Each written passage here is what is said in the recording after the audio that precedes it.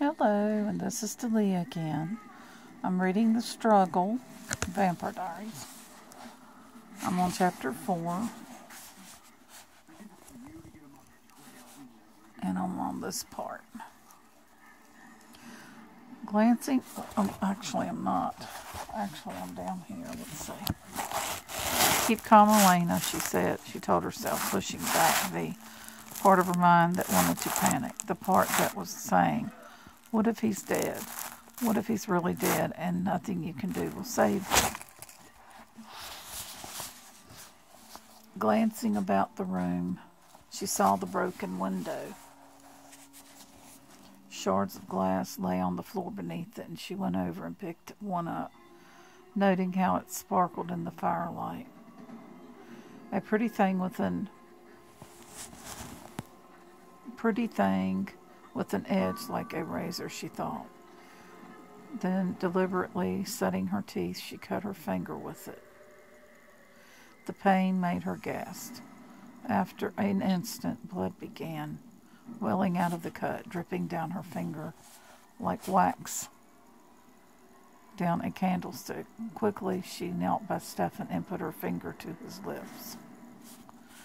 With her other hand, she glanced his unresponsive one, feeling the hardness of the silver ring he wore. Motionless as a statue herself, she knelt there and waited. She almost missed the first tiny flicker of response. Her eyes were fixed on his face, and she caught the minute lifting of his chest only in her peripheral vision. But then the lips beneath her finger quivered and parted slightly, and he swallowed reflexively. That's it, Elena whispered. Come on, Stefan. His eyelash fluttered, and with dawning joy she felt his fingers return the pressure of hers. He swallowed again. Yes. She waited until his eyes blinked and slowly up before sitting back. Then she fumbled one hand with the high neck of her sweater, folding it out of the way.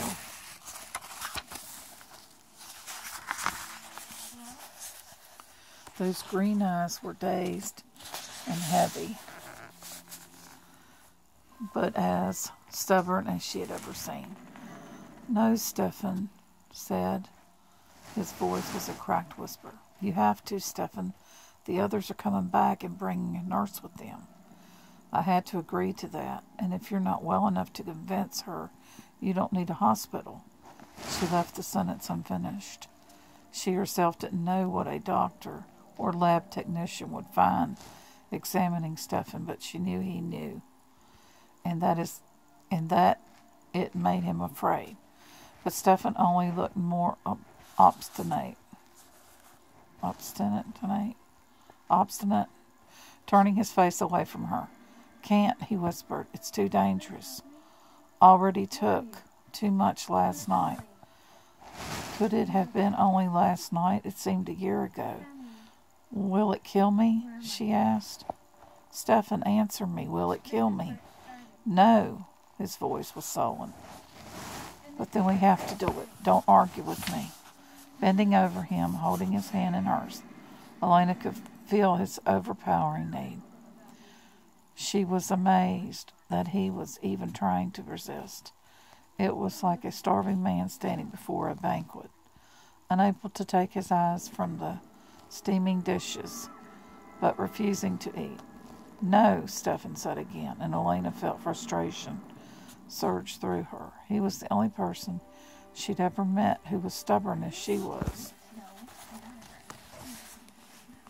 Yes, and if you won't cooperate, I'll cut something else like my wrist. She had been pressing her finger into the sheet to staunch the blood. Now she held it up to him. His pupils dilated. His lips parted too much already. He murmured, but his gaze remained on her finger, on the bright red drop of blood at the tip. And I can't control. It's all right, she whispered. She drew the finger across his lips again, feeling them open to take it in. Then she leaned over him and shut her eyes. Okay, and I'll continue in just a second.